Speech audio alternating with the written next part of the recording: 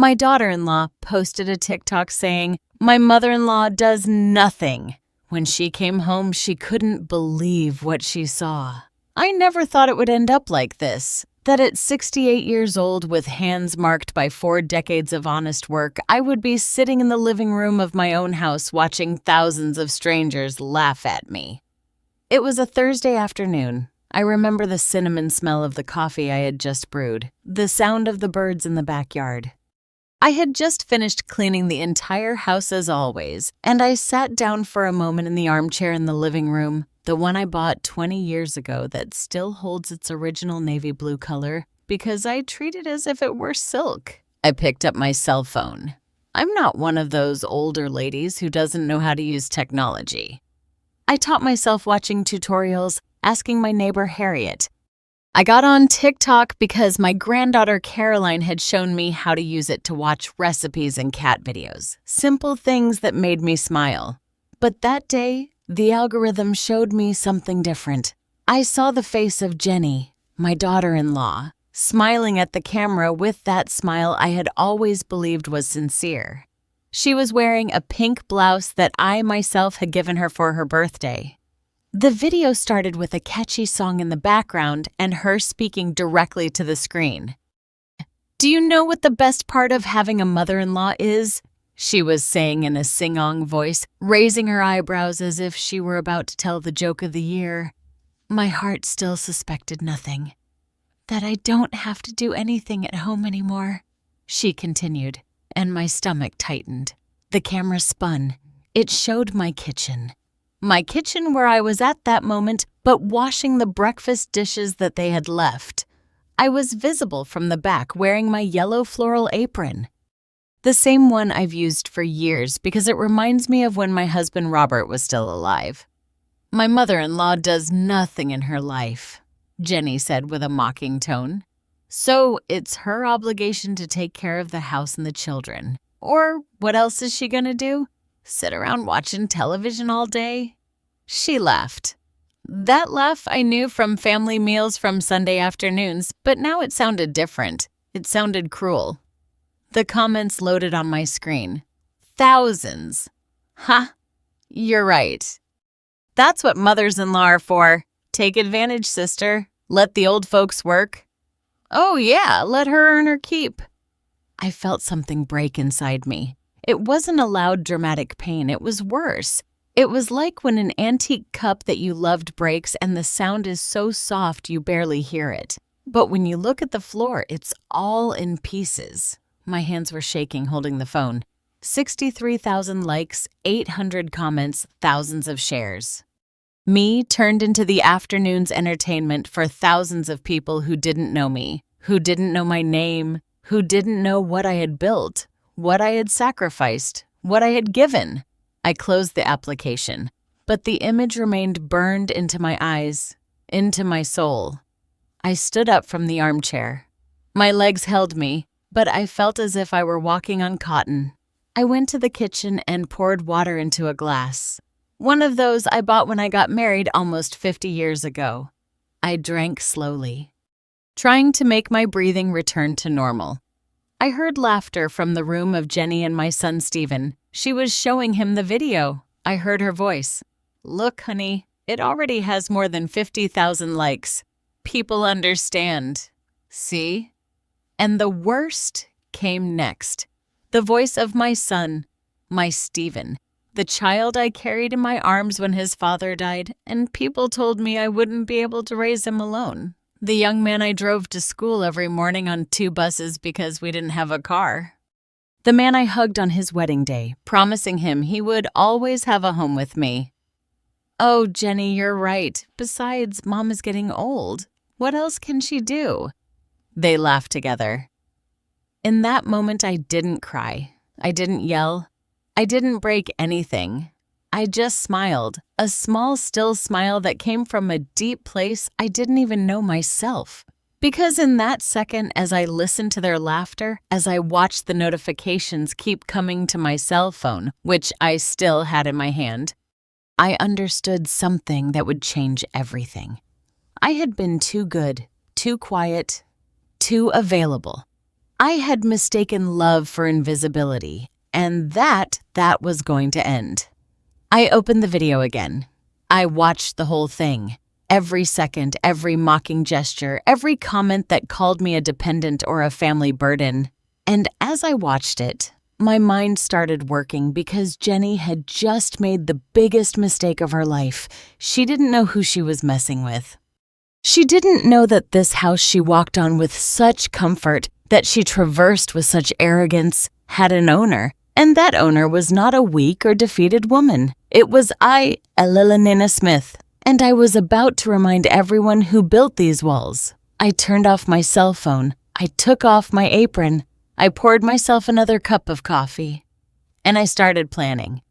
Because if I learned anything in 68 years of life, it's that battles are not won by shouting. They are won by thinking, by waiting, by acting at the exact right moment. And my moment was about to arrive. But before I tell you how I gave them the lesson of their lives, subscribe to this channel because this story is just beginning. And believe me, you'll want to know how it ends. That night, I couldn't sleep. I lay in my bedroom, the smallest one in the house, the one with the view of the alley and not the garden, staring at the ceiling while I listened to Stephen and Jenny snoring from the master bedroom. The one that was mine for 30 years, the one I gave up so they could be more comfortable. I got up at 4 o'clock in the morning as always. My bones already have that internal clock that doesn't need an alarm. I put on my robe, worn at the elbows, but clean, and I went out to the backyard. The air was fresh. It smelled like damp earth even though it hadn't rained. I sat on the cement bench next to the lemon tree, that tree I planted when Stephen was 5 years old, and which now yields lemons as big as fists. And there, in the darkness, still broken only by the yellow light of the street lamp, I let the memories come because I needed to remember. I needed my own history to give me the strength that felt like it was slipping through my fingers. I bought this house in 1983.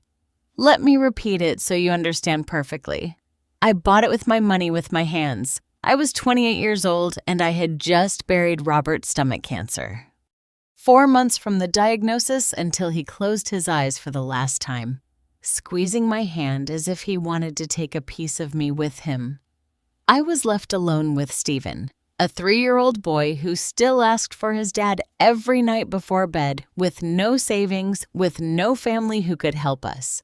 My parents had already died, and Robert's family disappeared as soon as they knew there was no inheritance.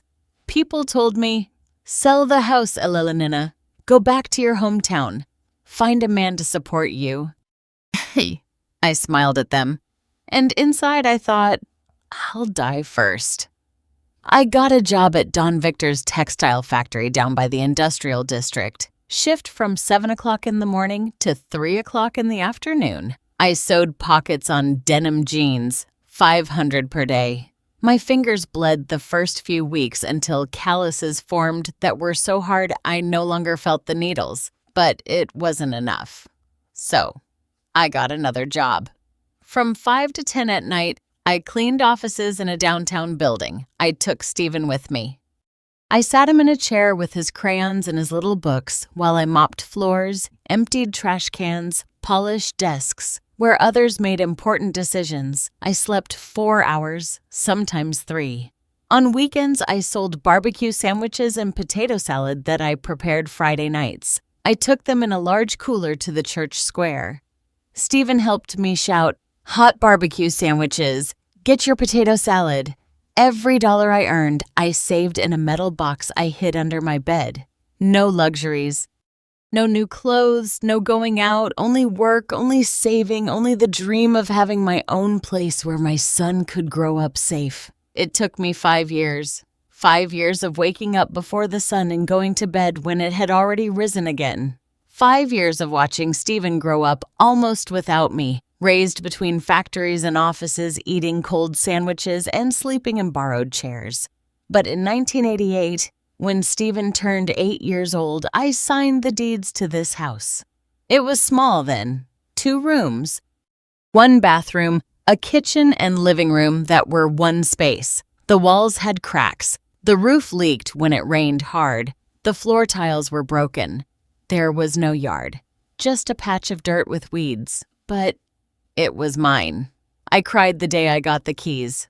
I cried so much that Stephen got scared and hugged me, saying, "Don't cry, Mommy, we're going to be okay now." And I started to fix it up. I glued the bathroom tiles myself. I watched tutorials at the library. I asked for advice from the construction workers in the neighborhood. I bought the cheapest material and installed it with my own hands. I cut myself. I burned myself with the cement mix. My back hurt for weeks, but it looked beautiful.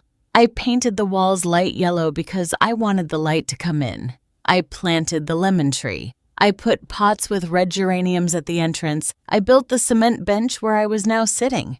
When Stephen turned 15, we already had a complete yard. We held his party here. We invited 30 people. There was music, barbecue, 3-layer cake that I made with my grandmother's recipe. My son hugged me that night and told me, "Thank you for giving us this house, Mom. Someday I'm going to take care of you like you took care of me." I kept those words in my heart like a treasure. When Stephen finished high school, I expanded the house. I took out a loan and built 2 more bedrooms, one for him, one for me. I separated them with the hallway so he could have privacy. I gave him his own closet, his own space. "For when you bring your wife," I joked. He laughed. "Mom, you're always going to be the queen of this house." I paid off that loan in 3 years, working double shifts again without complaining because it was for my son, for our future. Stephen studied business administration at a state university. I paid for his books, his bus fare, his food. I worked cleaning houses on Saturdays and Sundays so he could concentrate on his studies and not have to work. He graduated with honors. We cried together on his graduation day. He gave me a bouquet of yellow flowers, my favorites, and told all his classmates, "This is from my mom. She's the reason I'm here. I was the proudest woman in the world." 2 years later, he met Jenny. She worked as a receptionist at the company where Stephen got his first job. She was pretty, nice, polite. I liked her from the beginning. When Stephen told me they were getting married, I hugged her and said, "Welcome to the family, honey. This house is yours too." I believed every word that came out of my mouth. We organized the wedding here in the backyard. We didn't have money for a big hall, but we made something beautiful. Lights strung in the trees, tables with white tablecloths that I sewed myself, food prepared with the help of the neighbors. Jenny cried with happiness. She hugged me and said, "Thank you, mother-in-law. Stephen is so lucky to have a mom like you." When they returned from their honeymoon, 3 days in a resort town that I paid for, I offered them to stay in the house while they saved up for their own place. "It's not forever," Stephen said. "Just until we get the down payment for an apartment." "Take all the time you need," I replied, and I gave them the master bedroom. Mine, the one with the big closet, the window overlooking the garden, the private bathroom that cost me so much to build. "You're young, you need your space," I told them as I carried my things to the small room. Stephen protested. Jenny said, "Oh, mother-in-law, you don't have to." But I insisted because that's just how I am. I've always been this way. I give, I yield, I make myself small so others can grow. Caroline was born. Then little Sam was born. I became the full-time grandmother. I took care of the children while Jenny worked.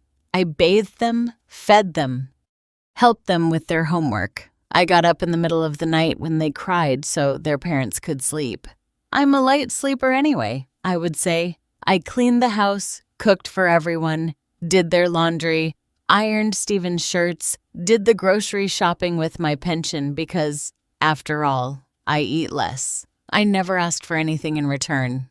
I never complained because I believed that was love. But sitting there in the backyard at 5 o'clock in the morning, the day after that awful video, I realized something that split me in two. I had become invisible in my own house, not because I was old or useless, but because I gave so much that I stopped existing as a person. I became a function, a service, The woman who cleans, cooks, takes care of children. And the worst part is that I allowed it. The sun was starting to rise. The birds were singing in the lemon tree. I heard the door of Stephen's room open and close, footsteps toward the bathroom. I wiped away the tears I hadn't known were falling. I touched the wall of the house. Cold. Solid. Mine. Every brick had my sweat, every tile my blood, every corner my history, and no one was going to take that away from me, much less someone who never had to build anything with their own hands. I got up from the bench, straightened my back, took a deep breath. The war had begun. But first, I needed to know exactly what I was fighting against. What will happen when Elelynena confronts her son? Will Stephen be able to see the truth? Or is he too blind with love? I waited until breakfast. I prepared steak and eggs, Stephen's favorite since he was a child, with shredded meat, sour cream, and fresh cheese. I set the table carefully. Clean plates, folded napkins, freshly squeezed orange juice in the glass pitcher I inherited from my mother. Jenny came down first. She was wearing pink silk pajamas that cost more than $120. I know because I saw the receipt in her bag and her hair pulled up in a perfect ponytail. She looked rested, radiant. "Good morning, mother-in-law," she said with that sing-song voice that now sounded false to me. I didn't answer right away. I just looked at her while I poured coffee into her favorite mug, the one with the floral design that she bought herself and that no one else can use. "Jenny," I said finally in a quiet voice, "I need to talk to you." She looked up from her cell phone because she hadn't even stopped checking her phone to greet me. "Yes, tell me." Her tone was distracted, uninterested. "I saw your video." The silence that followed was so heavy I felt the air in the kitchen change. Jenny blinked once, twice, then she let out a nervous giggle. "Oh, mother-in-law, what video are you talking about?" "The one on TikTok where you say it's my obligation to take care of the house and your children because I don't do anything else with my life." Her cheeks turned red, but it wasn't shame I saw in her eyes. It was annoyance. Annoyance because I had caught her. "Oh, you're exaggerating. It was just a joke." She got up to pour herself more coffee, turning her back to me. People understood it was a joke. 63,000 people laughing at me doesn't seem like a joke to me, Jenny. I heard footsteps on the stairs. Stephen was coming down. He was wearing the pajamas I gave him for Christmas, and his hair was messy. He looked tired. He works hard, I know, but when he saw my face, he knew something was wrong. "What's going on?" he asked, looking between the two of us. Jenny beat me to it. She approached him with that victim expression that I now recognized perfectly. "Your mom is mad about a video I posted, but honey, it was just a joke. Everyone on TikTok knows it's fun content. It's not meant to be taken seriously." Stephen looked at me, and in his eyes I saw something that hurt me more than 1,000 videos. Doubt. He doubted me. "Mom, what video is she talking about?" I took out my cell phone. My hands trembled slightly, but I held it steady. I opened TikTok and searched for Jenny's profile. The video was still there. It now had 92,000 likes. I showed it to him. Stephen watched the whole thing. I saw his eyes move following the images, how he read the comments, how his expression went from curiosity to discomfort. But then he spoke, and his words were worse than any insult. "Mom, I think you're overreacting." I felt as if a bucket of cold water had been dumped on my back. "Overreacting?" I repeated, my voice barely a whisper. "It's just that." Stephen scratched the back of his neck, uncomfortable. "It's just a video. Jenny has a lot of followers. She makes that kind of content. It's not personal." "It's not personal." My voice rose in volume without me being able to control it. She filmed me without my permission. She exposed me in front of thousands of people. She said, "It's my obligation to serve you. And it's not personal." Jenny crossed her arms. She was no longer pretending to be sorry. "Mother-in-law, You yourself told me 2 weeks ago that you love taking care of the kids, that it was the best part of your life. I just repeated your words. That was true. I had said that, but not in the way she presented it, not with that tone of mockery, not to justify being used. Besides, Jenny continued now with more confidence because she saw that Stephen wasn't defending me. We all live together. It's normal for everyone to contribute. We pay the utilities, the groceries, you help with the house, we all contribute. Something in my chest tightened so much I thought I was going to faint. You pay the utilities? I asked slowly. The groceries. Well, yeah, Stephen said as if it were obvious. The electric bill, the gas, the water, the supermarket, it all comes out of my paycheck. I sat down in the chair because my legs wouldn't hold me anymore. Stephen, I said, looking him directly in the eyes, do you know whose name this house is in? He frowned. What does that have to do with anything? Answer me. Well, I don't know. I guess my dad's or both of yours. Jenny also looked at me now with curiosity. I felt something break inside me. Not sadness. Pure indignation. This house is in my name, only my name. I bought it in 1988 with my money. Every dollar I paid for the down payment, every monthly payment for 15 years came from my hands. Your father never saw it finished because he died before I could buy it. The silence was absolute. I built the bathroom with my hands. I glued these tiles. I planted that garden where your children play. And I have never, ever charged you a single dollar in rent. Stephen opened his mouth, but I continued. The utilities you pay with such pride are for my house. The groceries you buy are cooked on my stove, stored in my refrigerator, served at my table. You sleep in my bedroom. You bathe in my bathroom. You breathe in my living room. I saw Jenny clench her jaw. And never in 5 years that you've been living here have I asked for anything more than respect. Mom, calm down, Stephen said. And that sentence was the last straw. Calm down? I asked. After your wife exhibited me in front of thousands of people, after I'm called a dependent, a useless old woman, a family burden, after you two laughed at me, Stephen went pale.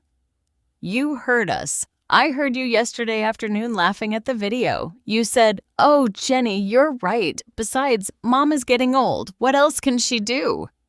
My son lowered his gaze. He couldn't meet my eyes, but Jenny did, and what I saw in her eyes chilled my blood. There was no regret. There was annoyance. Well, if it bothers you so much, she said, letting the words out like daggers, I can delete the video. Happy. It's not about the video, Jenny. It's about respect. It's about this being my house, and I deserve to be treated with dignity in it. No one has disrespected you. She raised her voice. Now you're the one making a huge drama about something everyone does on social media. You should be grateful I included you in my content. Other influencers charge to appear in their videos. I couldn't believe what I was hearing. I looked at my son hoping he would say something, that he would defend me, that he would set boundaries with his wife. But Stephen just said with a tired voice, Mom, I think you're both overreacting, Jenny. Delete the video. Mom, forgive her. Okay, I don't want fights in this house. And there I understood everything. My son was not going to defend me. He had chosen false peace over justice. He had chosen not to inconvenience his wife over protecting his mother. I got up from the table. The steak and eggs had gotten cold. No one had tasted them. You're right, I said with a calm I didn't feel. I don't want fights. Have a good day. I went up to my room. I locked the door, and for the first time in a long time I cried, but not from sadness, from rage. Because I had just discovered that in my own house, the one I built with my hands, the one I paid for with my blood and sweat, I was worth less than the comfort of a manipulative daughter-in-law and the cowardice of a blind son. But if I've learned anything in this life, it's that tears dry up in rage. Rage turns into action. I wiped my face. I opened the drawer of my nightstand. I took out an old notebook where I kept important numbers, and I started making calls because Jenny and Stephen had just made a terrible mistake. They believed that because I was older, I was weak. They were about to learn that the women of my generation did not survive by being weak. We survived by being smarter than our enemies. Who will Elenina call? What will she discover that will change everything? The truth is about to explode. 3 days passed, 3 days in which I acted as if nothing had happened. I prepared breakfasts. I picked up toys. I smiled when the children hugged me. I greeted Jenny courteously when she passed by me as if I were part of the furniture. But inside, everything had changed. Now I observed. I listened. I took mental note of every detail I had previously let slide. On Monday night, Jenny went out with her friends. She came back at 11 o'clock smelling of cigarettes and expensive perfume that I hadn't known she wore. Stephen was asleep. He didn't ask her anything when she arrived. On Tuesday, while cleaning their room, because yes, I kept doing it even though every fiber of my being screamed at me to stop. I found a receipt from an Italian restaurant, $24 for a meal for two. Date: Wednesday of last week, the day Jenny told me she was going to run errands at the bank. I didn't say anything. I just folded the receipt and put it in the pocket of my apron. Wednesday was when everything changed. It was almost midnight. I couldn't sleep. Lately, I was sleeping worse than ever, tossing and turning, thinking about everything that had happened. I went down to the kitchen for a glass of water with lemon. That remedy that always calms my nerves. The house was dark and silent. I could only hear the hum of the refrigerator and the distant barking of a dog on the street. I poured my water. I squeezed half a lemon into it. I was about to go upstairs when I heard Jenny's voice. It was coming from the backyard. She was talking on the phone. I froze next to the kitchen door in the shadows, glass in hand. "No, Mom, not yet," Jenny was saying in a low but clear voice. "I'm telling you, this takes time." Silence. I heard someone on the other end. I know, but I can't just pressure her. The old lady is more stubborn than we thought." My heart started beating faster. "Look, I'll explain it to you again," Jenny continued impatiently. "As soon as she dies, this house automatically goes to Stephen. He's her only child, and what's Stephen's is mine. That's how inheritances work." I felt the floor move beneath my feet. The lawyer told me that since we've been living here for 5 years, we have possessory rights. We can claim that we have contributed to the maintenance of the property. Besides, she's old now. How long does she have left? 10 years? 5. She was talking about my death like someone talks about the weather. "No, Stephen doesn't know anything," Jenny said, letting out a dry laugh. "And he can't know. You know how he is all sentimental about his mommy. If I tell him the house is going to be ours, he'll start crying and saying his mom deserves respect and all that nonsense." I had to cover my mouth to stop the scream that wanted to escape my throat. Of course I respect her mom, but we have to be practical. This house is easily worth $300,000. Do you know how much we could do with that money? Sell it! Buy something bigger in a better area. Invest what's left over. $300,000. My house, my life, my sacrifice, reduced to a number in this woman's head. Look, I already talked to the lawyer last week. He explained everything to me. Since the house is only in her name, and there's no registered will, it passes directly to the compulsory heir, which is Stephen. And that's it. She doesn't even have to do anything. It's automatic. I heard the click of a lighter. Jenny was smoking, something she always denied when Stephen asked her if she was still doing that vice. The only problem would be if she makes a will and leaves the house to someone else. But to whom? She has no one else. And I seriously doubt that at her age she's thinking about those things. Old women of our generation don't go to notaries or draw up papers. They live in the past. I felt the rage rise through my chest like hot lava. Besides, even if she made a will, I already checked. The compulsory heirs can claim their share. Stephen will always have a right to something. so either way, we win. Another silence. I heard her take a long drag from the cigarette. The video. Oh, Mom, that was something else. It was for my audience, for the engagement. You know how this works. The more controversy, the more views. And yes, the old lady got mad, but she'll get over it. What's she going to do? Kick us out? She doesn't have the guts. You saw how dramatic she got. But at the end of the day, she kept cooking and cleaning as always. That's when something inside me stopped hurting and started burning. Don't worry, Jenny said with a confidence that made me nauseous. Everything is under control. I'll make sure to keep her happy and useful. As long as she keeps believing we're a happy family, she won't make any strange moves. And when the time comes, well, that's that. The house is ours.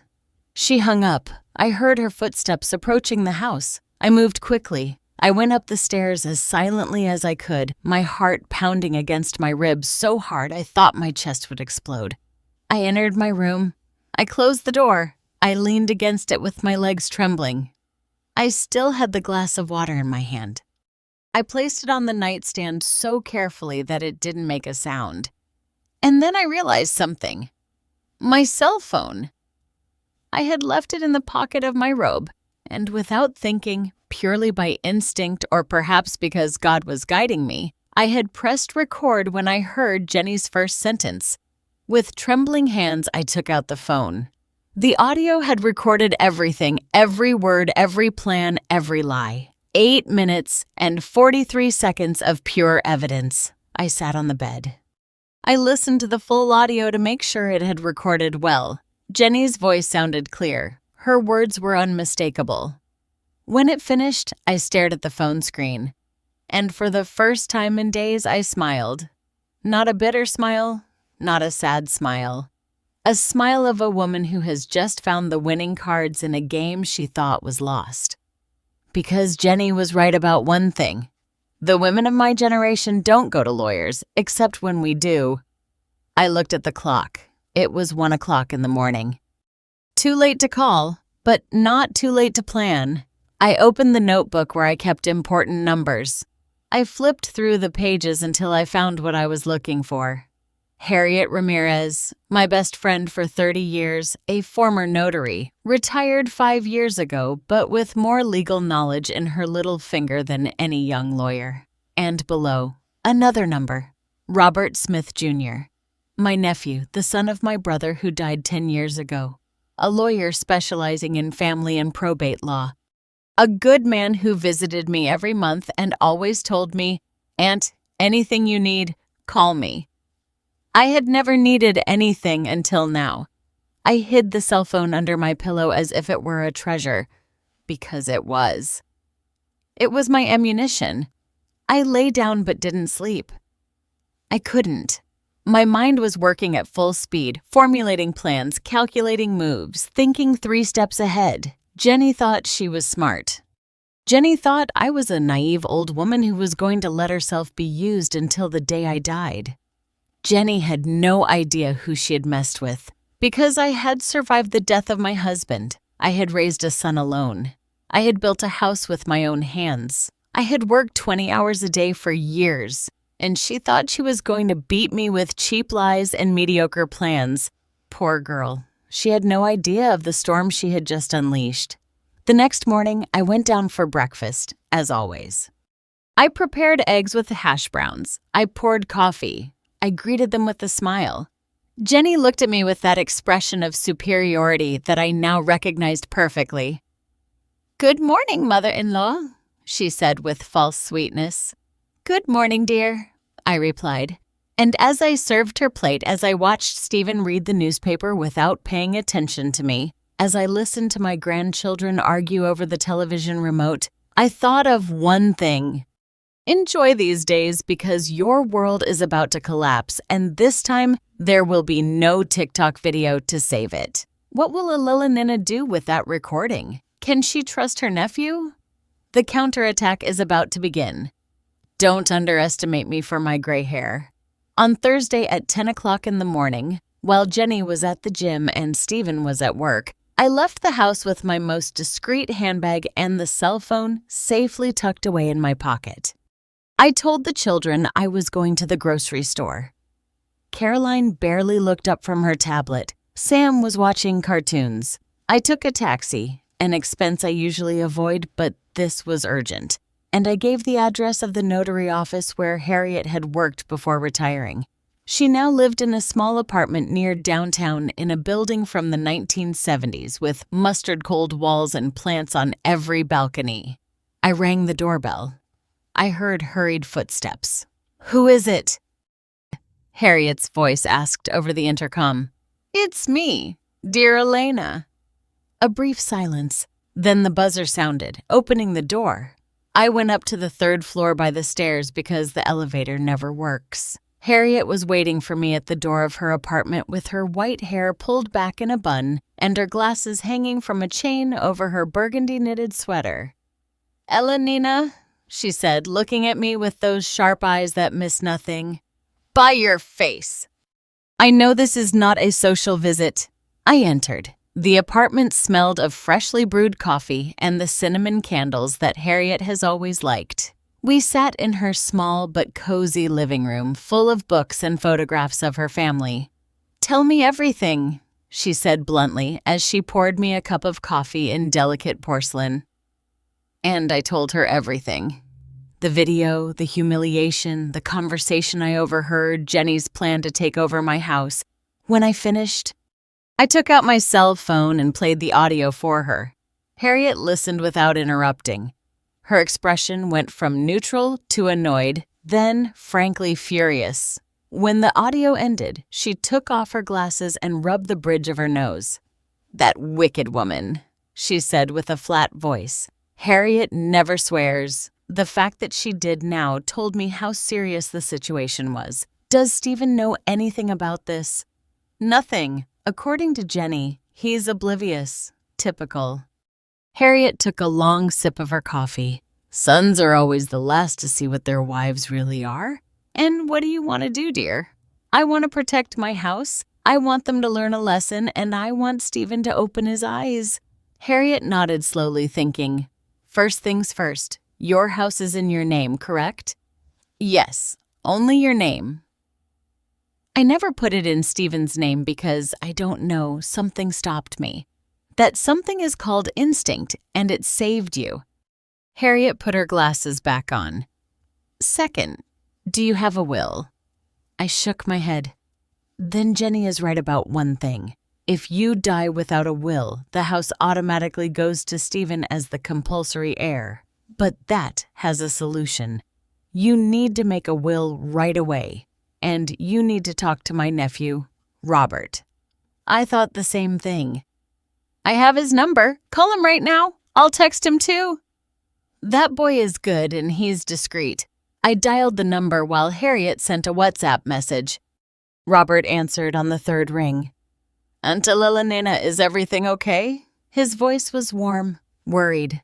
Robert was 38 years old. He was an only child, and after his father, my brother George, died of a heart attack, I helped him with his college expenses. He had never made me pay him back, but he always told me he owed me everything. "Robert, I need to see you. It's urgent and it's legal." There was a pause. "Where are you with your Aunt Harriet?" "I'll be out of a hearing in 20 minutes. "I'll be there in 40. Don't move." He hung up. Harriet smiled. That boy is one of the good ones like his father. The next 30 minutes we spent drinking coffee and planning. Harriet, with her sharp legal mind even after retiring, explained my options to me. You can make a will where you leave the house to whoever you want. To Stephen, to a foundation, to a church, to me if you want. It's your property. I don't want to disinherit my son. He's her victim too. I know, but you can put conditions.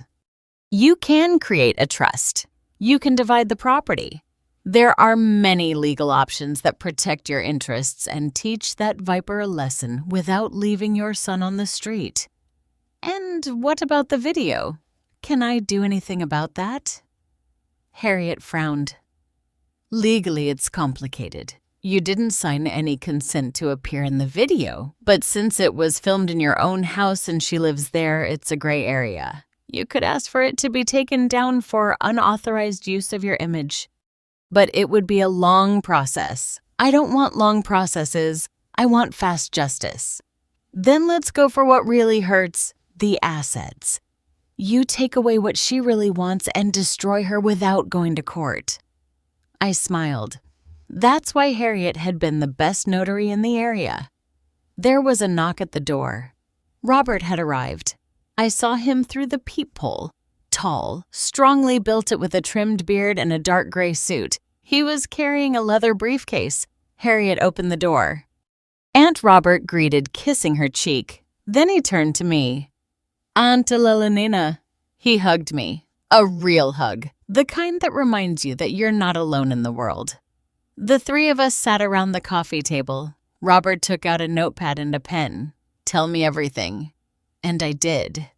For the second time that morning, I recounted the entire story. I showed him the audio. Robert listened with an increasingly serious expression. When the audio ended, he closed his notepad and leaned back in the armchair.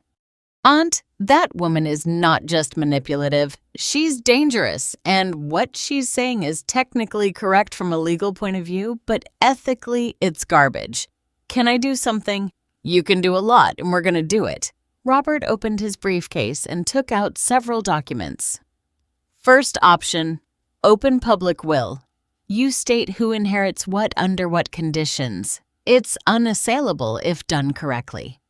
Can I set conditions? Of course. You can say Stephen only inherits the house if he gets divorced. You can say the house is sold and the money is divided among your grandchildren. You can create a trust where you continue to have control until your death and then it passes to whoever you designate. The options are many. I don't want to punish Stephen. I want to protect myself from her. Robert nodded. Then, I suggest this. You create a trust. You are the grantor and the lifetime beneficiary. That means the house remains yours and yours alone as long as you live. No one can claim it, sell it, or do anything with it. When you die, you designate heirs with the conditions you want. And Jenny couldn't touch it. Not with a 10-foot pole. The trust is ironclad. Even if Stephen inherited later, it would come in as separate property, not marital. She would have no rights over it. I felt a weight lift from me. How long does that take? If we start today, it will be ready in a week. I need you to bring me the house deeds, your official ID, and come with me to the notary next Tuesday. I'll take care of preparing everything. There's something else, I said, taking a deep breath. I want them out of my house. Robert and Harriet exchanged glances. Evict them? Robert asked. I don't know if that's the right word, but I don't want to continue living with someone who is waiting for me to die to take what is mine. Legally, you can. It's your house. They don't have a lease agreement. They live there by your goodwill, and you can withdraw that goodwill whenever you want. It's that simple. It's that simple. But Aunt Robert looked at me with concern. Stephen is your son. This is going to break up the family. Are you sure? I remained silent for a long moment. I thought about the cold steak and eggs, the mocking laughter, the viral video, the plan to steal my house, my son's blindness. The family is already broken, Robert. I'm just going to make visible what they destroyed in secret. Harriet squeezed my hand. Then we're going to do it right, Robert said. And we're going to do it legally. I'll help you every step of the way. We left there 2 hours later with a clear plan. On Tuesday, we would go to the notary to set up the trust. On Wednesday, Robert would help me make a legal inventory of everything that was mine in the house. And on Thursday, we would execute the master move.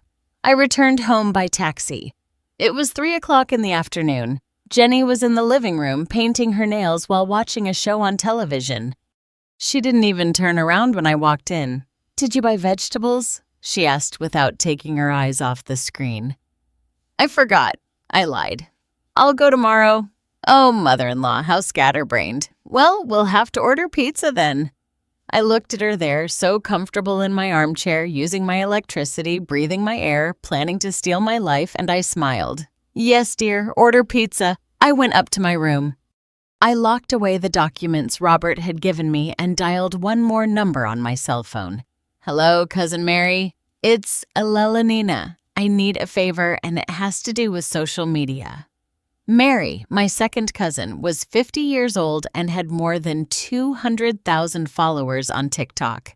She was famous for her traditional cooking videos, but she also knew how the algorithm worked, how to make something go viral, how to tell a story that hit straight to the heart.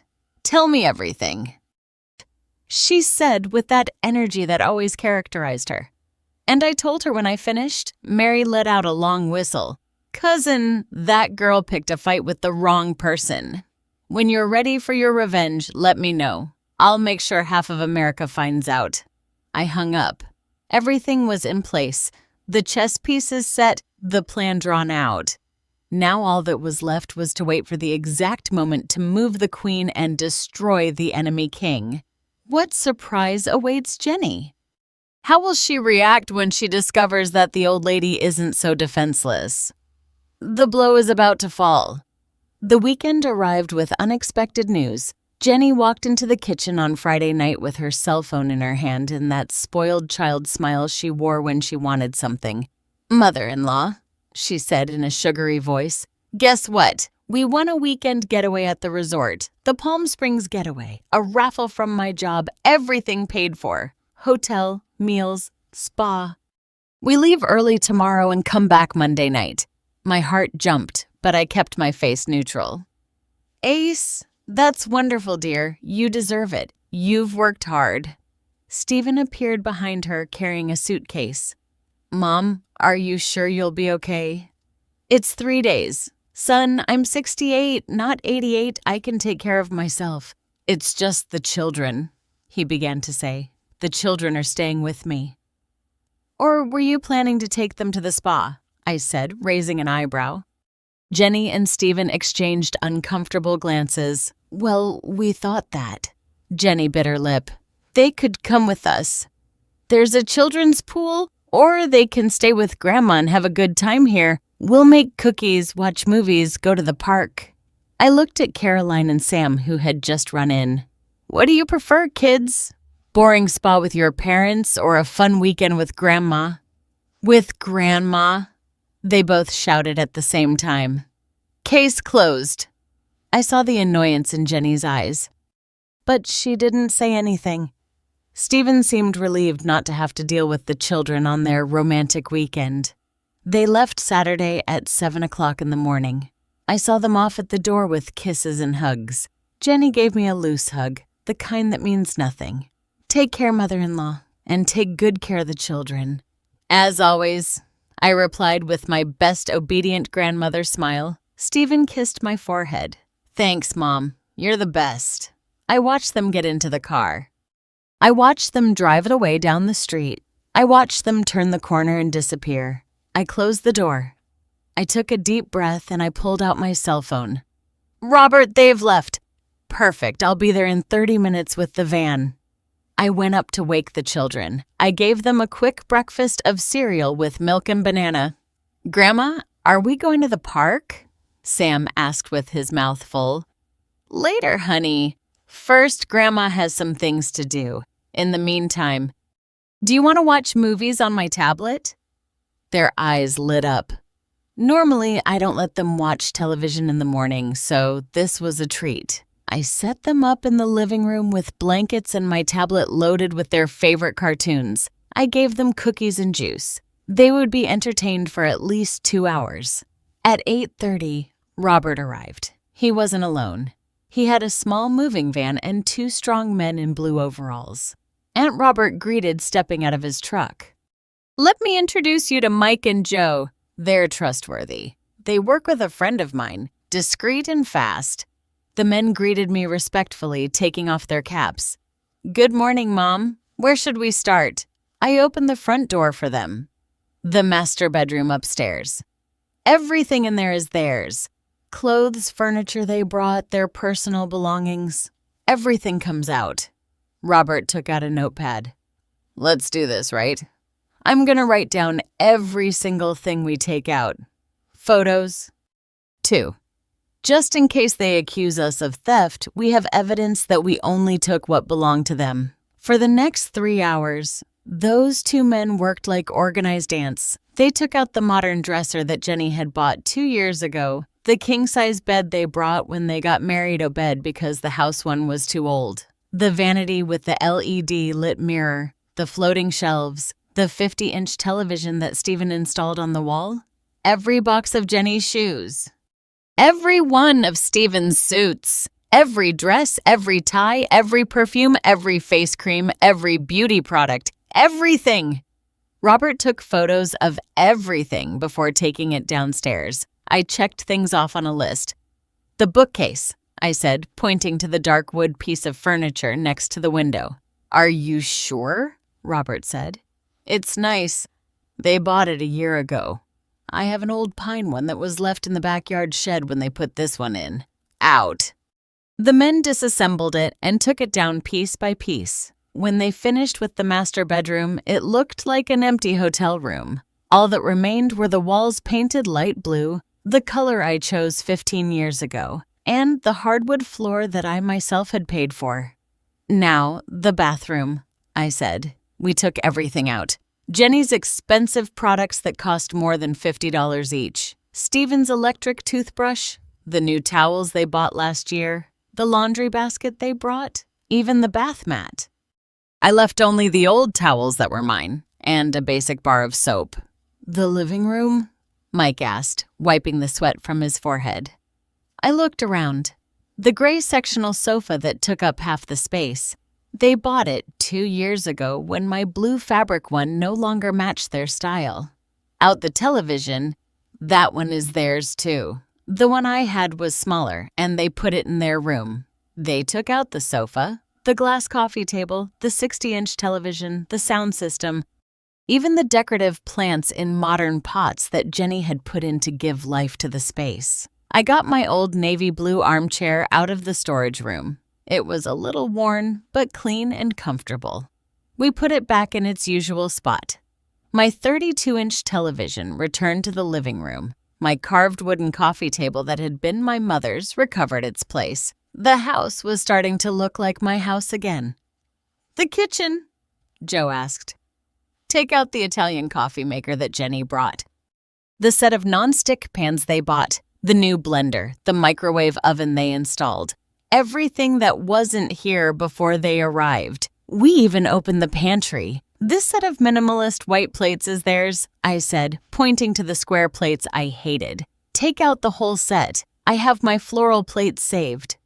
Robert looked at me with something close to admiration. Aunt, you are relentless. I am fair. I'm keeping what's mine. They're taking what's theirs. What's the problem? He smiled. At 12 o'clock, the van was full. Where are we taking it? Roberto asked. To the Pine Storage on Main Street, Robert said, giving him a paper with the address. It's already rented and paid for 1 month. Here's the key. I gave him the key I'd gotten on Thursday, a 60-square-foot storage unit, enough for all their things. The men left with the van. Robert stayed with me. Now comes the interesting part, he said, taking a small toolbox out of his truck. He changed the lock on the front door. The old silver lock that had been there for 15 years was replaced with a new gold steel one. Here. He gave me 3 new keys. 1 for you, 1 spare, and 1 just in case. Is this legal? I asked, although I already knew the answer. Completely. It's your house. You can change the locks whenever you want. They don't have tenant rights because they don't pay rent. Legally, they are guests living by your goodwill. I put the keys in my pocket. The house looked different, more empty, but more mine. As if it had recovered its soul. I cleaned everything. I swept, I mopped, I dusted, I arranged my old furniture in its original places. I took out the photographs I had stored away. Of Robert Sr., of Stephen when he was a child, of my parents, and put them back on the walls. I put tablecloths on the dining room table. the hand-embroidered ones my mother gave me when I got married. I watered the garden plants, and when I was finished, I sat in my blue armchair in my living room in my house and had a cup of coffee in my favorite mug, the one with the little flowers that Jenny had banished to the back of the cupboard for being old-fashioned. The children were still watching cartoons, oblivious to everything. Robert sat next to me.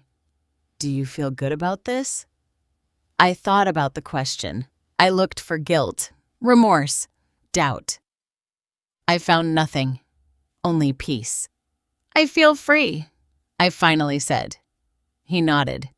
"They'll be back on Monday. Are you ready for that?" "More than ready. It's going to be ugly." "Aren't? I know, but the ugly part already happened when they turned me into a meme. When they planned to rob me, when my son laughed at me. That was ugly. This is justice." Robert got up. "I'll be here on Monday at whatever time you tell me. You won't be alone." "Thank you, nephew." After he left, I prepared my grandchildren's favorite meal. Homemade chicken nuggets, French fries, and colored gelatin. We ate in the garden, sitting on the cement bench under the lemon tree. "Grandma, why did they take so many things out of the house?" Carolyn, my 9-year-old granddaughter, who is more observant than anyone thought, suddenly asked, "I was tidying up, honey. Sometimes you have to take out what's no longer useful to make room for better things. Are my parents going to be mad?" I looked into her eyes, those light brown eyes she inherited from Stephen. "Maybe, but sometimes adults have to do difficult things so everyone can learn. Do you understand?" She nodded, though she probably didn't fully understand. The rest of the weekend was strangely quiet. We played, watched movies, made chocolate chip cookies. I read them stories before bed in my bed. The three of us crowded but happy. On Sunday night, after putting the children to bed, I sat in the dark living room. Tomorrow they would return. Tomorrow they would see what I had done. Tomorrow everything would change. I took out my cell phone and wrote a message to Robert. "Arrive at 5 o'clock in the afternoon." "They will have arrived by then."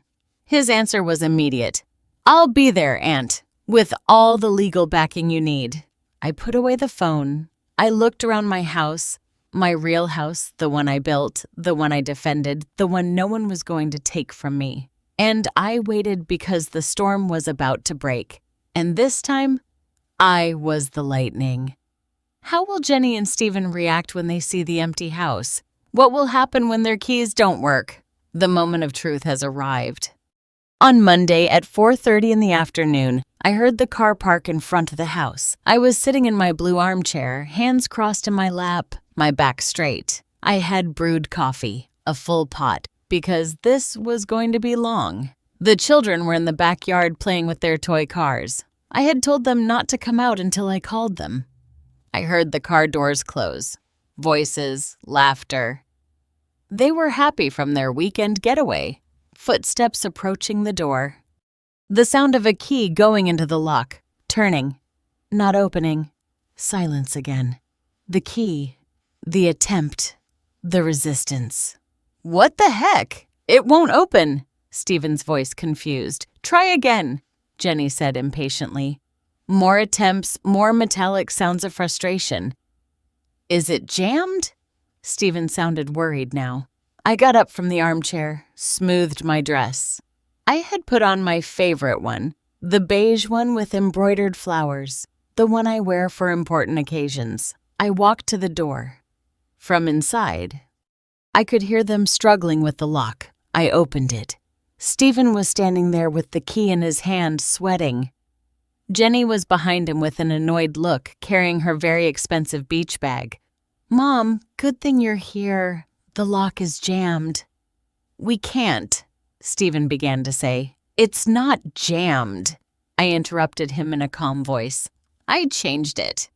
Absolute silence. They both stared at me as if I had spoken in another language.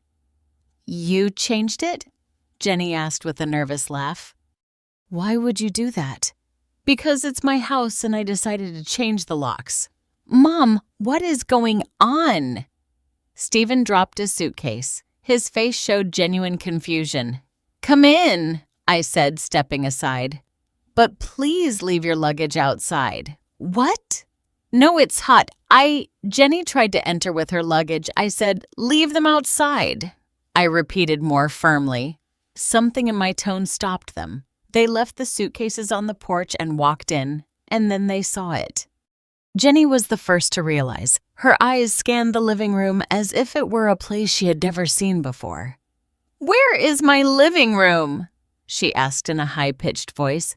"Where is the sofa? The television? What did you do?" Stephen looked around with his mouth open. "Mom, where is everything?" "In a storage unit," I replied calmly, sitting back down in my armchair. "On Main Street. Your things are there waiting for you." "Our things?" Jenny's voice went up 3 octaves. "What did you do with our things?" "I moved them to a safe place. Everything you brought into this house is packed and stored. Nothing was lost. Everything is inventoried." Jenny ran toward the stairs. I heard her go up the steps 2 at a time. I heard her scream from upstairs. "Stephen, come up!" My son looked at me with a mixture of shock and betrayal. Then he ran up after her. I stayed downstairs. I drank my coffee. I waited. The shouting didn't take long to start. Everything. She took everything. Jenny's voice was pure hysteria. My clothes, my shoes, my vanity, the bed. Running footsteps, doors opening and closing. The bathroom, too. My creams, everything. More footsteps, coming down now. Jenny first, her face red with fury. Stephen behind her, pale as a sheet. "Are you crazy?" Jenny yelled, standing in front of me. "This is theft. I'm calling the police. You'll go to jail." "Call them," I said, without getting agitated. "I have the house deeds. I have a full inventory of what I took out. I have photos of everything, and I have witnesses. I didn't touch anything that wasn't yours. We live here. You can't just kick us out like that. I'm not kicking you out. Your things are in a safe place. You can stay, but you'll sleep in the rooms I decide, with the furniture I provide under the rules I establish." "Mom, I don't understand." Stephen finally spoke. His voice was trembling. "What is all this? Why? What did we do?" I looked at him, my son, my only son, and I felt a pang in my chest. But I didn't back down. "Stephen, sit down. You too, Jenny. It's time for us to speak the truth. I'm not sitting down. I want my things back now," Jenny screamed. I took my cell phone out of the pocket of my dress. "Before you keep shouting, there's something you need to hear." "I don't care," Jenny began. I pressed play. Jenny's voice filled the room. "No, Mom, not yet. I'm telling you this takes time, I know, but I can't just pressure her. The old lady is more stubborn than we thought." I watched the color drain from Jenny's face. I let it continue. Every word, every plan, every lie. As soon as she dies, this house automatically goes to Stephen. The lawyer told me that since we've been living here for 5 years, we have possessory rights. This house is easily worth $300,000. Stephen slumped onto the armchair. His face went from confusion to horror. "No, Stephen doesn't even know anything. You know how he is, all sentimental about his mommy." My son looked at me. There were tears in his eyes. The audio continued until the last poisoned word. When it ended, the silence was so dense you could cut it with a knife. That was... Jenny tried to speak, but her voice broke. Taken out of context. A joke? A lie? I finished for her. "No, Jenny. That was last Wednesday at 11:30 at night in my backyard, talking to your mother, planning how to take over my house. I didn't." She was searching for words, excuses, anything. "You lied. You manipulated. And worst of all, you lied to my son. You used him as a stepping stone to get to something that never belonged to you." Stephen had his head in his hands. His shoulders were shaking. "Stephen, I can explain." Jenny approached him. "Don't touch me," he yelled, pushing her away. It was the first time in 5 years I had seen him yell at her. "Is it true? Is everything she said in there true? Honey, you have to understand, I just wanted to secure our future, the children's future. Answer me. Is it true or not? Jenny opened her mouth. She closed it. And in that silence, Stephen found his answer. He got up from the armchair. He staggered a little. He looked at me with eyes full of tears. Mom, I didn't know. I swear to God, I didn't know anything about this. I know, I said softly. That's why I didn't take your things too. He let out a sob, a sound that broke my heart but didn't make me change my mind. What do you want us to do? He asked in a broken voice. At that moment, there was a knock at the door. That must be my lawyer, I said, getting up. He arrived just in time. I opened the door and Robert entered with his briefcase, impeccably dressed in a dark suit. Good afternoon. I am Mr. Robert Smith, Jr., attorney for Mrs. Elelenina Smith. Are you Stephen Smith and Jenny Gutierrez? The two of them nodded, still in shock. Perfect. I am here to deliver some documents and explain the legal situation. Robert opened his briefcase and pulled out several papers. First, this is a copy of the trust that Mrs. Smith constituted last week. The house is now under an irrevocable trust where she is the guarantor and lifetime beneficiary. That means no one, absolutely no one, can claim rights to this property as long as she lives. He handed copies to each of them. Second, here is the complete inventory of the assets that were removed from the house. As you can see, only belongings you brought after moving in were removed. Nothing that belonged to Mrs. Smith was touched. Third, Robert continued in a professional but firm voice, here is the address and key to the storage unit where your belongings are located. You have 30 days to retrieve them. After that time, Mrs. Smith is not responsible for what happens to them. Jenny looked at the papers as if they were written in hieroglyphics. And fourth, Robert looked at me before continuing, Mrs. Smith is within her rights to ask you to vacate the property at any time as there is no lease agreement, and your stay here has been at the goodwill of the owner. However, everyone looked at me. I'm not going to kick you out, I said. My voice came out stronger than I expected. Stephen, you are my son. You will always be my son. But things are going to change. If you want to stay, there will be rules. Jenny, I looked her straight in the eyes.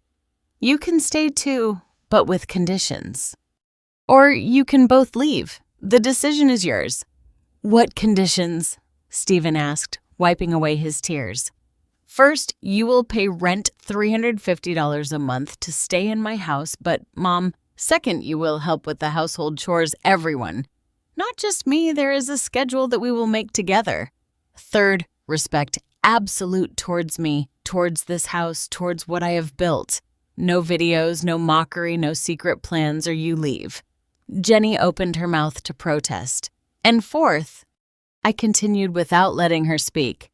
Jenny, you are going to delete that video now in front of me, and you will post an apology, a real one. Or there is no deal. And if I don't accept, Jenny said with the last bit of pride she had left, then your husband and your children stay, and you leave. The decision is yours. The silence that followed was eternal. Stephen looked at Jenny. Jenny looked at Stephen. They both looked at the legal papers in their hands. And Jenny, for the first time since I met her, broke down. I'm sorry, she whispered, barely audible. I'm sorry. I don't know if she meant it or if it was just because she had no other options, but honestly, at that moment, I no longer cared. I had recovered my house, I had recovered my dignity, and I had recovered my son from the clutches of a lie. The rest would come with time. Will they accept the conditions? What will happen to Stephen's marriage? Will Jenny manage to change, or will she continue seeking revenge? The battle has just begun. No one moved for what felt like hours, but was only minutes. Jenny was still standing in the middle of the living room, the legal papers shaking in her hands. Stephen was sitting in the armchair, head bowed, breathing as if he had just run a marathon. Robert broke the silence. "I'll give you a moment to process. I'll be outside if you need me, Aunt." He squeezed my shoulder before leaving, closing the door softly behind him. Jenny was the first to speak. "You can't do this," she said. But her voice no longer had its former strength. It sounded hollow, defeated. "We're your family. Family doesn't plan to rob you. Family doesn't humiliate you on the internet. Family doesn't wait for you to die to take what's yours." I responded without raising my voice. "I never said I wanted you to die." She tried to defend herself. "How long does she have left? 10 years? 5? I quoted her own words from the audio. "Shall I refresh your memory?" Jenny closed her eyes. A tear rolled down her cheek, but I didn't know if it was genuine or calculated. Stephen stood up abruptly. "I need air," he said, and walked out to the backyard without looking at either of us. I watched him through the window. He sat on the cement bench, the same one where I had cried and planned all this. He covered his face with his hands. Jenny took a step toward the door. "Leave him," I told her. "For once in your life, let him process without you controlling the narrative." She stopped. She looked at me with something that could have been hatred or could have been fear. Probably both. "What do you want from me?" she finally asked. "To humiliate me, to destroy me.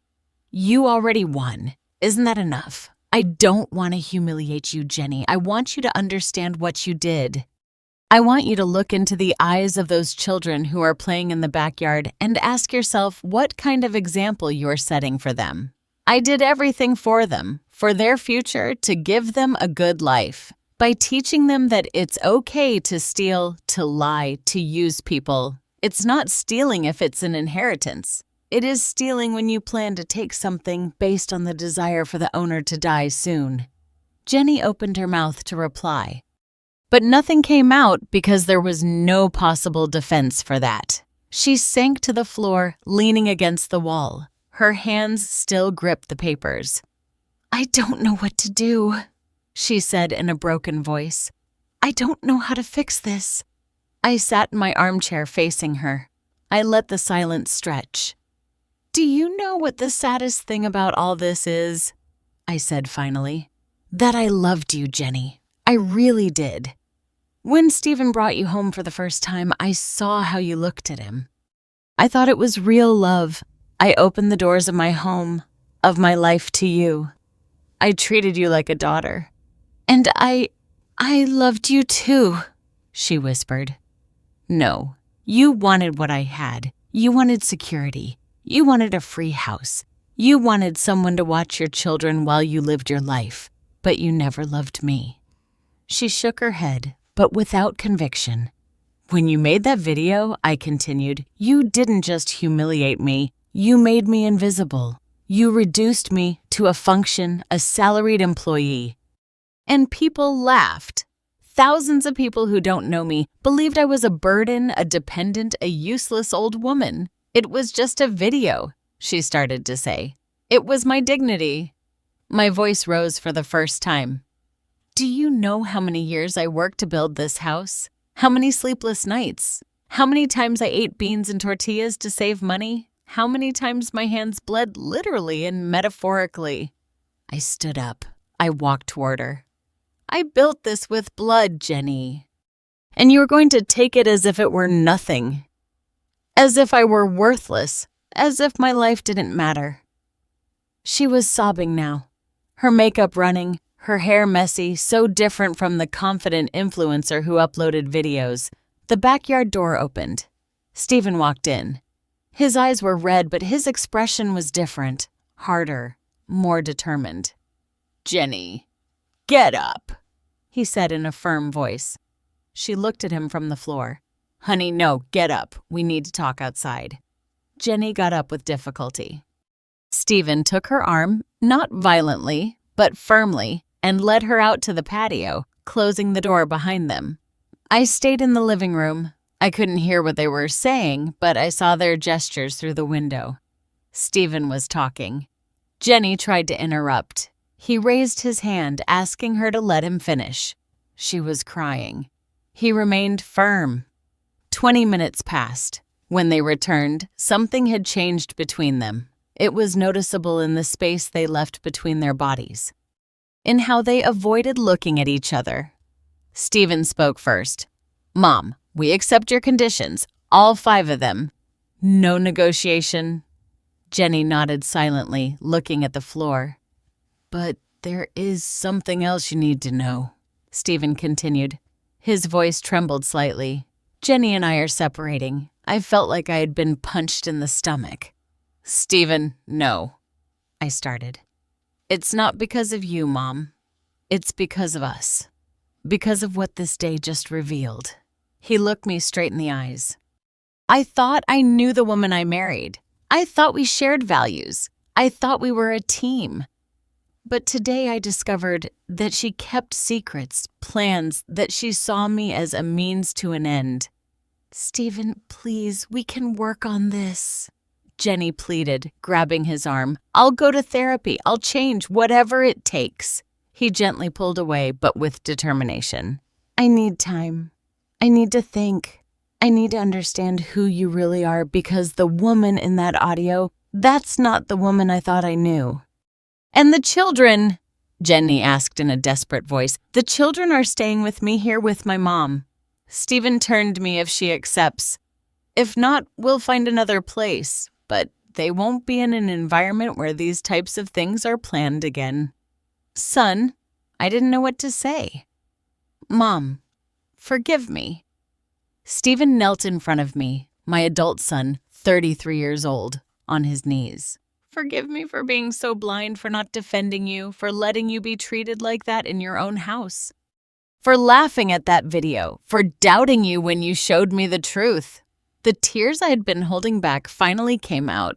"I just wanted to give you a happy home," I said, touching his head. "A family.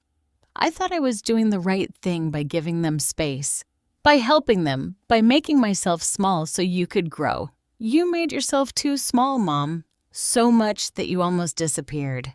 And I didn't see it. I didn't want to see it because it was more comfortable for you to do everything. For you to sacrifice, for you to give up your bedroom, your privacy, your life. Stephen, get up, that's enough." "No, I need to tell you this." He looked at me with tear-filled eyes. "Dad died when I was 3 years old. I barely remember him. But you have always been here. You worked until exhaustion to give me a decent life. You paid for my school. You supported me in everything, and I repaid you with indifference, with minimizing your pain, with choosing the comfort of my marriage over your dignity. It's not like that." I tried to comfort him. "Yes, it is, and it ends today." He stood up. "Jenny will go to the storage unit to organize her things. She'll look for an apartment. The children and I are staying here. I'll pay the rent you asked for, even though I know it's ridiculously low. I'll help with the house, and I'll learn to be the son you deserved from the beginning." I looked at Jenny. I expected to see rage or resentment. I only saw defeat. "When do you want me to leave?" she asked in a monotonous voice. "You can stay in the guest room tonight," I said. "Tomorrow you can start looking for your own place. You have 1 month to move your things out of the storage unit and sort out your situation. The children can visit you whenever you want, but here you no longer live here." She nodded. No fighting, no manipulation. Maybe because she finally understood that she had lost. Or maybe because she never cared enough to truly fight. "There's something else. Stephen said the video. Delete it now." Jenny took out her cell phone with trembling hands. She opened her TikTok. She found the video now with over 200,000 likes and deleted it. Now the apology. "I said public sincere or there's no deal." Jenny looked at me. There was something in her eyes that I couldn't identify. Real remorse, calculation, resignation. "I'll do it," she finally said, "but not today. I need to process all this first." "You have until noon tomorrow," I said without giving in. "All the deal is off." She nodded. Stephen went out to the patio to get the children. He brought them inside. Caroline and Sam looked at us, confused, sensing the tension in the air, even if they didn't fully understand what was happening. "Kids," Stephen said, kneeling down to their level. "Mom is going to stay somewhere else for a while, but she'll see you often. You're staying here with Dad and Grandma." "Okay. Why?" Caroline asked with that intuition children have who always know when something is wrong. "Because sometimes adults need time to fix things," Stephen answered. "But we love you very much, both of us. That will never change." Sam hugged my leg. "Grandma is staying with us." "Yes, honey, Grandma is staying." "Good," he said, with that simplicity of 6-year-olds. "I like being with Grandma." Those simple words broke and healed me at the same time. Jenny said goodbye to her children with long kisses and tight hugs. She cried. They hugged her back without fully understanding, but feeling her sadness. Then she went up to the guest room without saying anything else. Stephen prepared dinner, something simple. Cheese quesadillas with beans. We ate in silence, the 4 of us sitting at my table with my tablecloths. After putting the children to bed, Stephen and I sat in the living room. "Are you sure about this?" I asked him. "The separation." "She's your family." "She's my broken family, Mom. I can't keep pretending that everything is okay when the foundation of my marriage was a lie. The children will be better off in an honest home, even if it's divided, than in one full of secrets and manipulation." He was right, but it hurt anyway. "I love you, Mom," Stephen said, resting his head on my shoulder like when he was a child. "And I'm gonna prove it to you every day from now on." "I know, son. I know." That night, I lay down in my bed, which I had retrieved from the small room and put back in my master bedroom, and looked at the ceiling. I had won my house back, but I had lost the illusion of the perfect family. Was it worth it? I looked around. My room, my space, my restored dignity. Yes, it was worth every tear. Will Jenny follow through with the public apology? What will happen when the world finds out the truth? Justice is not over yet. The next morning, I went downstairs at 6. 00 as always. I brewed coffee, took out sweet rolls that I had bought the day before. The house smelled different, lighter, as if the smoke from a fire that had been burning for years had cleared out. Stephen came down at 7. He had dark circles under his eyes, but he looked calmer. "Good morning, Mom." "Good morning, son. Did you sleep?" "Not much, but well." He poured himself coffee. "And you?" "Better than in months." Jenny didn't come down until 9. Her hair was pulled back in a messy bun, no makeup. Wearing the same clothes from the day before. She looked small, vulnerable. "Good morning," she said in a dull voice. No one replied. She poured herself coffee in silence. She sat at the table away from us.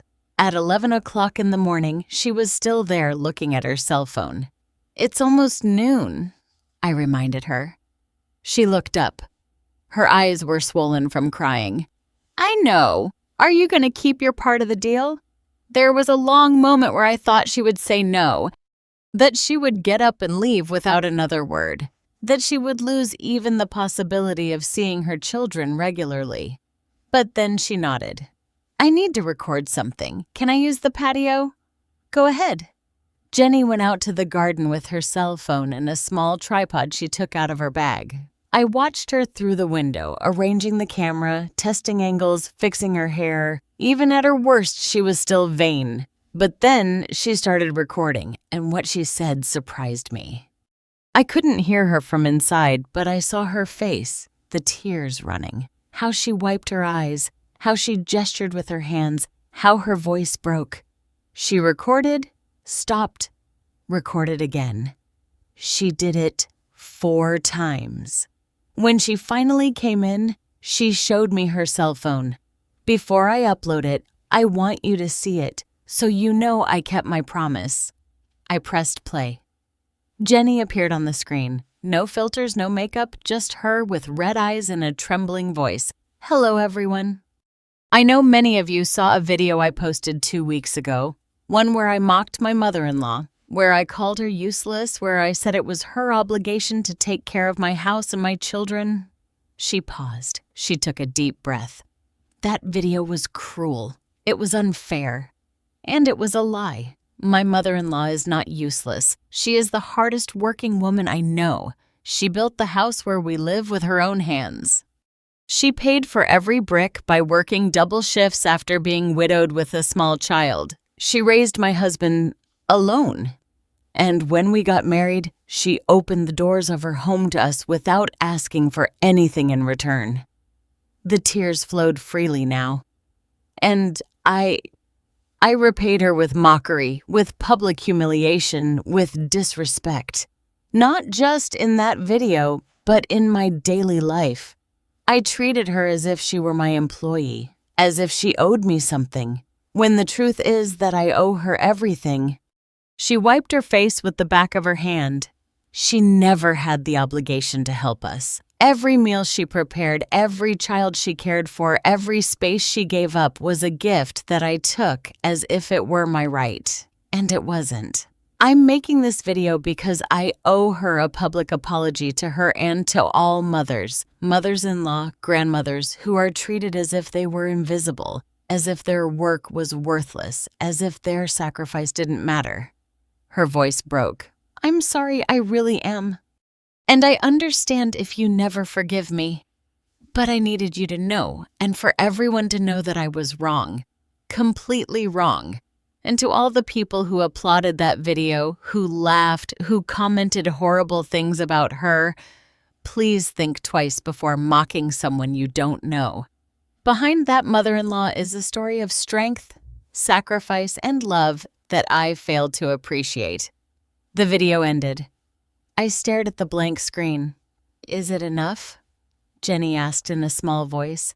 It wasn't perfect. There were parts that sounded rehearsed, but there was something genuine in her breakdown, in her tears. Upload it, I finally said. She nodded. Her fingers trembled as she pressed the buttons. She added a text. The apology I should have given from the beginning. Publish. The video was there on her profile, visible to her 230,000 followers. Done. She said it's up. Stephen, who had been watching from the doorway, nodded. Now, pack your things. I'll help you look for an apartment this afternoon. Jenny went upstairs without saying anything else. An hour later, my cell phone started vibrating. It was Mary, my cousin. Did you see what your daughter-in-law's video? It's exploding. Elela Nana, it's everywhere. I opened TikTok on my phone. Jenny's video already had 50,000 views and climbing. The comments multiplied by the second. Wow, at least she had the guts to apologize. This is not seen every day. Respect. I wish my daughter-in-law had this humility. Plot twist. The mother-in-law turned out to be the hero, but there were others too. The video is nice, but the damage is already done. She's only apologizing because she got caught. These influencers and their fake dramas for views. The video reached 100,000 views in 2 hours.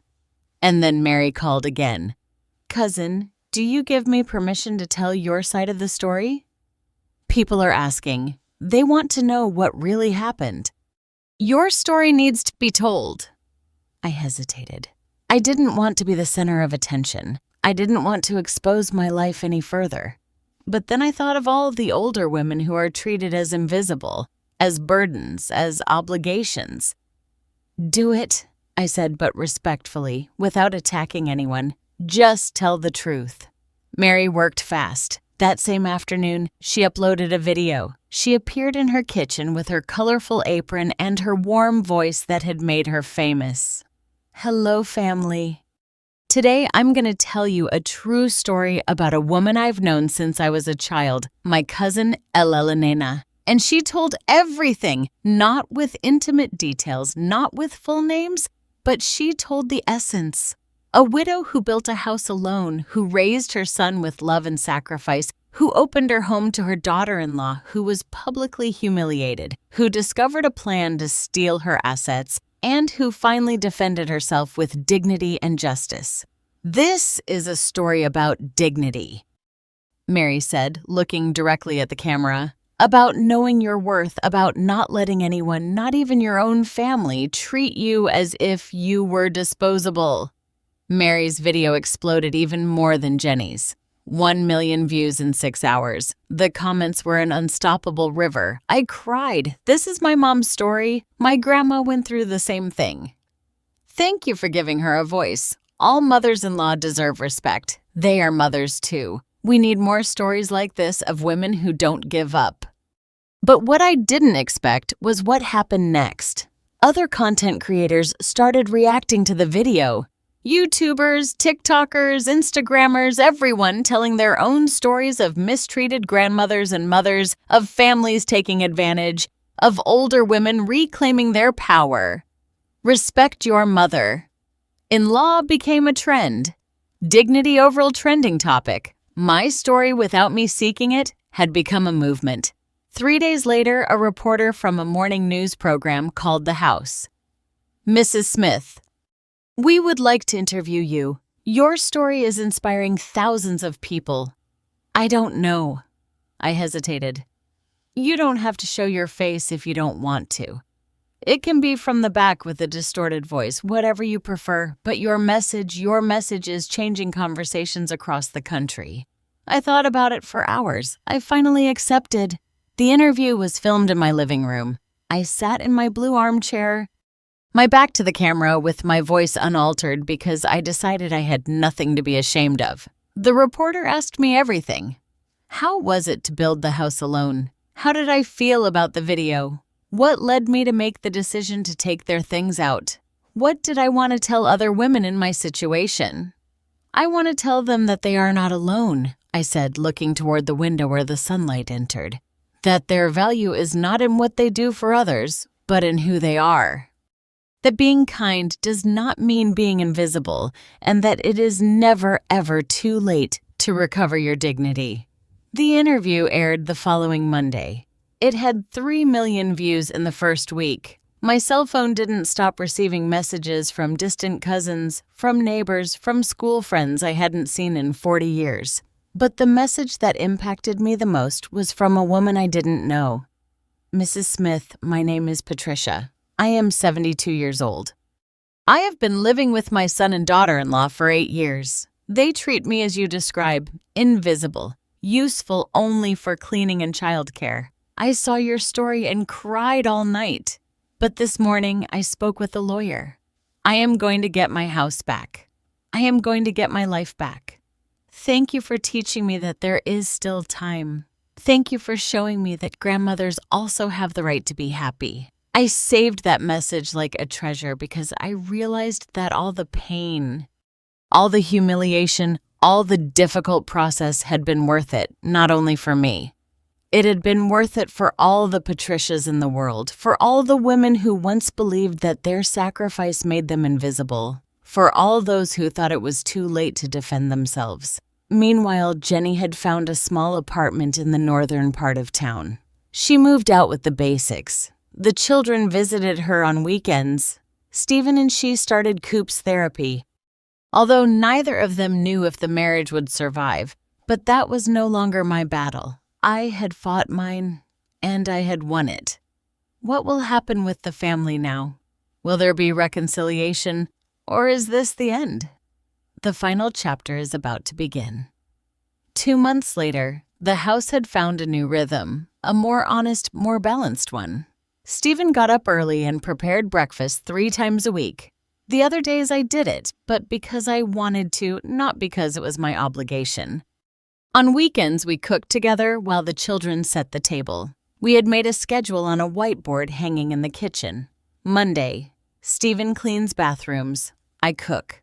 Tuesday, I clean the living room. He cooks. Wednesday, we both cook. The children help clean their room, and so on.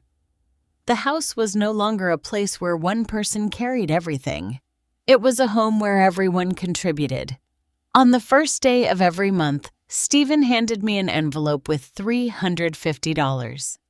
I saved it in a savings account I had opened specifically for that money. Mom, it's too little. He had told me the first time. Let me give you more. No, this is symbolic. It's so you remember that living here is a privilege, not a right, and that privilege comes with responsibility and respect. He had nodded, finally understanding the lesson.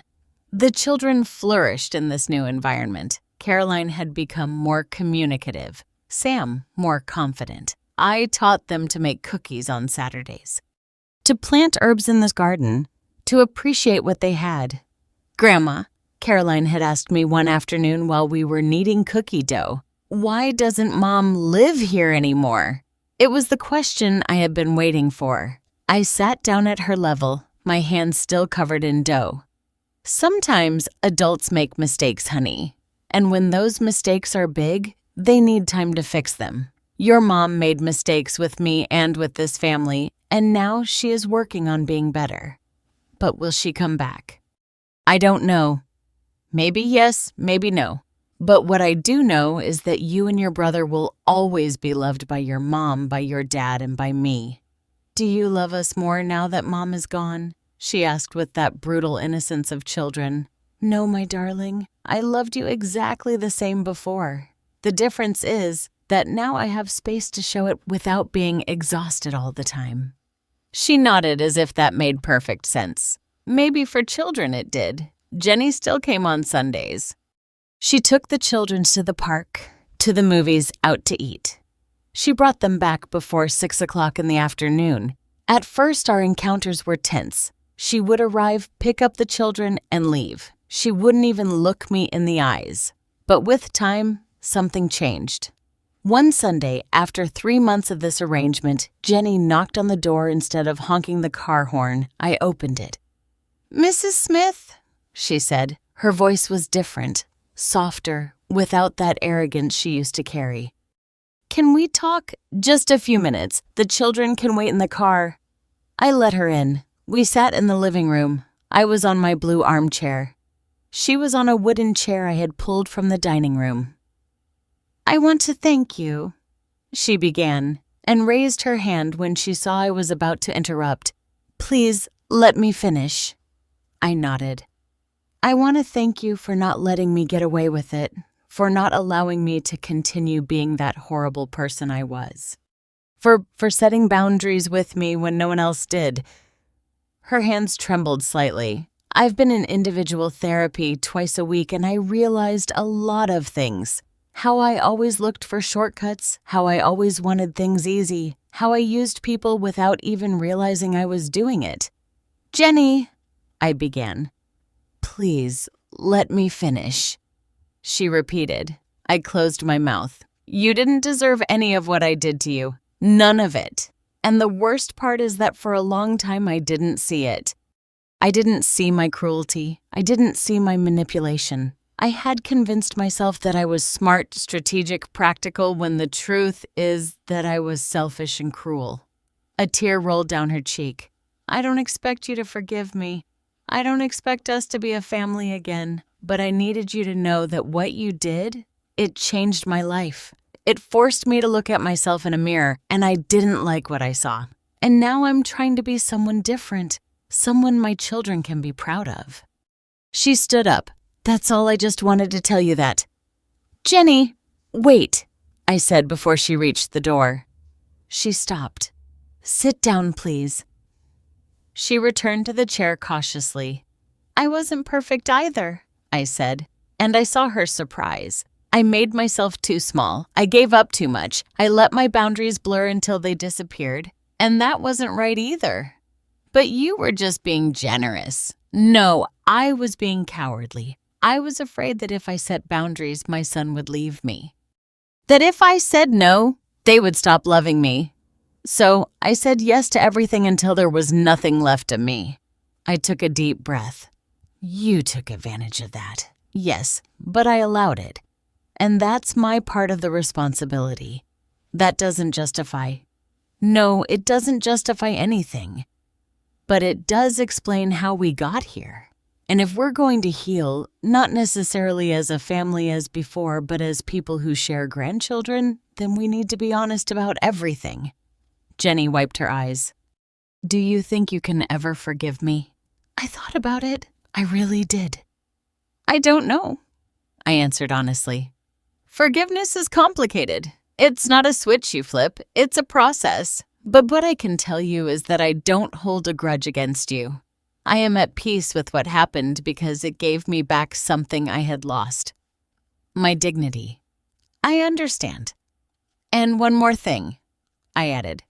I've seen how you've been with the children these past few months. More present, more attentive. That speaks well of you. It means you're really trying to change. She nodded, unable to speak. Keep it up for them and for you. Jenny stood up, approached, and to my surprise, hugged me. A brief but genuine hug. Thank you, she whispered, for everything, even the difficult things. When she left with the children, I stayed in the living room thinking, had I really forgiven her or had I just let go of the anger? Maybe it was a bit of both. Maybe forgiveness wasn't forgetting or pretending nothing happened. Maybe it was simply deciding that the pain no longer controlled my life. The evening was falling softly over the garden. I poured myself a cup of coffee and went out to the patio. I sat on my cement bench under the lemon tree that I had planted 37 years ago. The branches were full of yellow, plump, perfect lemons. I thought about everything that had happened. The video, the humiliation, the discovery of the plan, the moving out, the confrontation, the separation, the story going viral. And I realized something. I hadn't just won my house. I had won my voice. For decades, I had remained silent. I had accepted. I had yielded. I had believed that loving meant disappearing. But now I knew differently.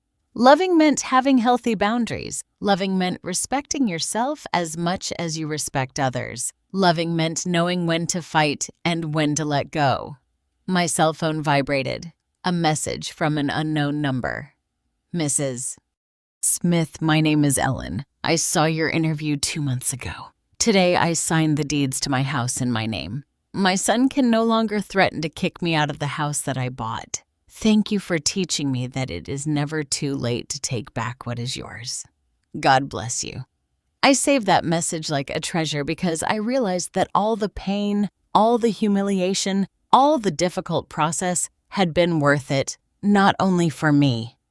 It had been worth it for all the Ellens and Patricia of the world, for all the women who once believed that their sacrifice made them invisible, for all those who thought it was too late to defend themselves. Meanwhile, Jenny had found a small apartment in the North End. She moved out with the basics. The children visited her on weekends. Stephen and she started Koo's therapy, although neither of them knew if the marriage would survive. But that was no longer my battle. I had fought mine and I had won it. What will happen with the family now? Will there be reconciliation or is this the end? The last chapter is about to begin. 2 months later, the house had found a new rhythm, a more honest, more balanced one. Stephen got up early and prepared breakfast 3 times a week. The other days I did it, but because I wanted to, not because it was my obligation. On weekends, we cooked together while the children set the table. We had made a schedule on a whiteboard hanging in the kitchen. Monday, Stephen cleans bathrooms. I cook. Tuesday, I clean the living room. He cooks. Wednesday, we both cook. The children helped clean their room and so on. The house was no longer a place where one person carried everything. It was a home where everyone contributed. On the 5th of every month, Stephen handed me an envelope with $350. I saved it in a savings account I had opened specifically for that money. Mom, it's too little. He had told me the first time. Let me give you more. No, this is symbolic. It's so you remember that living here is a privilege, not a right. And that privilege comes with responsibility and respect. He had nodded, finally understanding the lesson. The children flourished in this new environment. Caroline had become more communicative. Sam, more confident. I taught them to make apple pie on Saturdays to plant herbs in the garden to appreciate what they had. Grandma. Caroline had asked me one afternoon while we were kneading dough for biscuits, "Why doesn't Mom live here anymore?" It was the question I had been waiting for. I sat down at her level, my hands still covered in dough. "Sometimes adults make mistakes, honey, and when those mistakes are big, they need time to fix them. Your mom made mistakes with me and with this family, and now she is working on being better. But will she come back? I don't know. Maybe yes, maybe no. But what I do know is that you and your brother will always be loved by your mom, by your dad, and by me. Do you love us more now that Mom is gone?" she asked with that brutal innocence of children.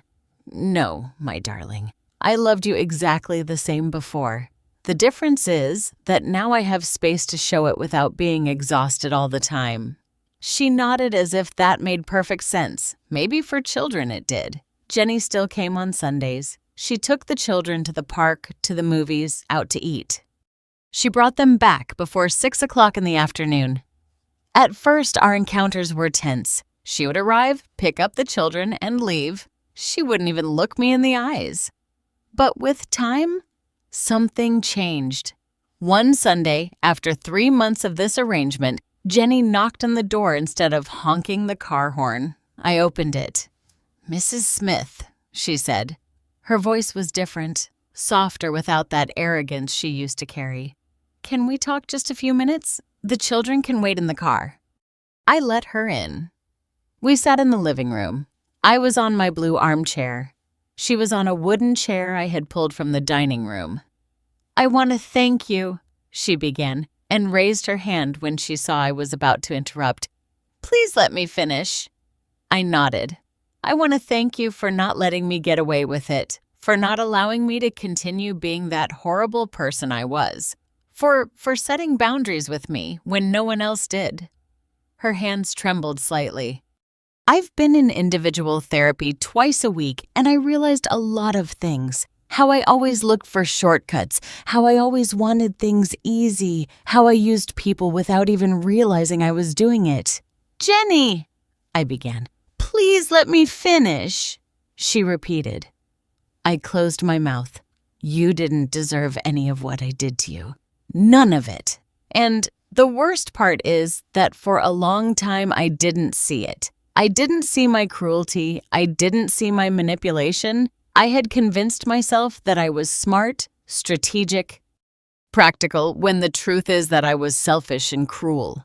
A tear rolled down her cheek. "I don't expect you to forgive me. I don't expect us to be a family again. But I needed you to know that what you did, it changed my life. It forced me to look at myself in a mirror, and I didn't like what I saw. And now I'm trying to be someone different, someone my children can be proud of." She stood up. "That's all. I just wanted to tell you that." "Jenny, wait," I said before she reached the door. She stopped. "Sit down, please." She returned to the chair cautiously. "I wasn't perfect either," I said, and I saw her surprise. "I made myself too small. I gave up too much. I let my boundaries blur until they disappeared. And that wasn't right either." "But you were just being generous." "No, I was being cowardly.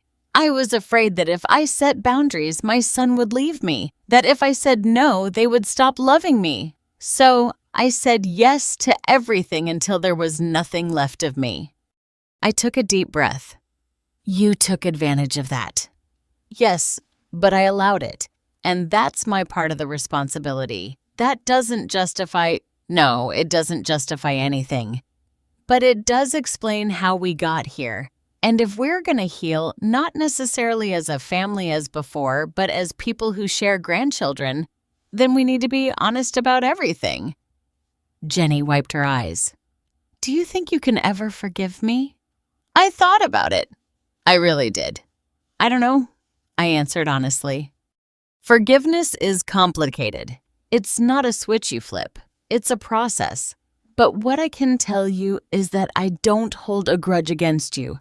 I am at peace with what happened because it gave me back something I had lost, my dignity. I understand. And one thing more, I added. I've seen how you've been with the children these past few months. More present, more attentive.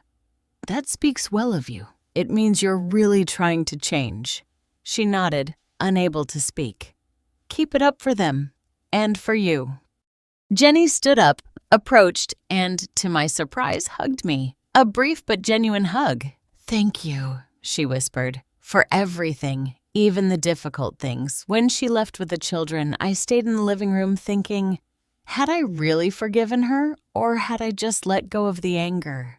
Maybe it was a bit of both. Maybe forgiveness wasn't forgetting or pretending nothing happened. Maybe it was simply deciding that the pain no longer controlled my life.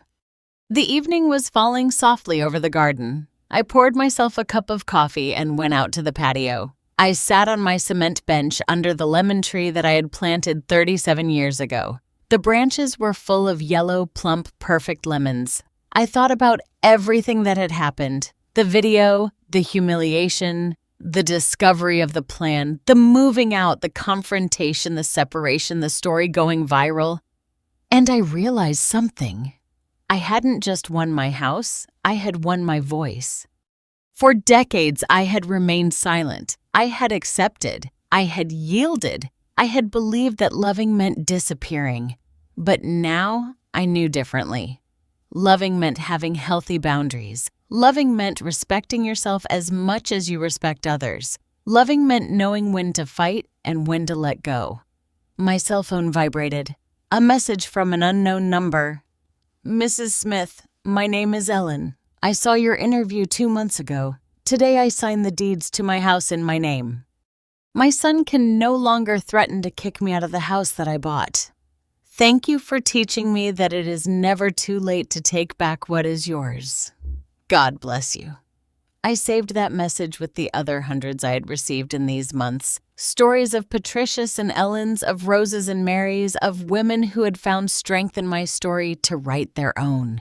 That was my true inheritance. Not the house worth $300,000, but the certainty that my life had served for something bigger than myself.